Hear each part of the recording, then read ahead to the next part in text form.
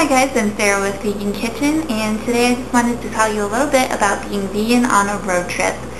Being vegan on a road trip can be really frustrating because you can't bring all your food, and so you're forced to get something from a gas station or convenience store if you're like me and you hate getting off the highway to find a grocery store or restaurant. So, some tips for eating on the road, assuming that you're just kind of trying to get through it.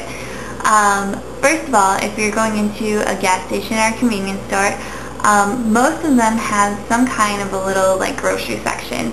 I think that's the first place you should head.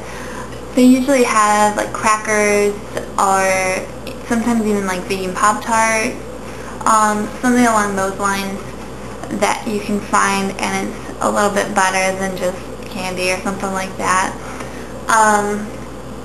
Second place I would go is either the checkout counter or over by the coffee. You can usually find some kind of fruit or bagels or both, and that is usually enough to hold you over until your next stop. And if those two things fail, then there is of course always the candy section, of which the generic candies actually tend to be more likely to be vegan than the brand name candies, which is interesting. And if you're really stuck for anything, you can always just get a big drink of juice or some kind of water or soda, and that'll hold you over until you can find something else.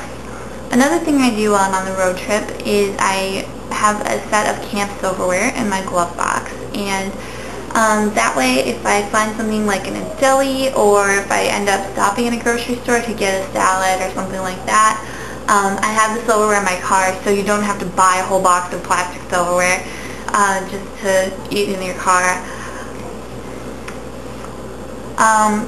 Another suggestion is of course to bring some food with you.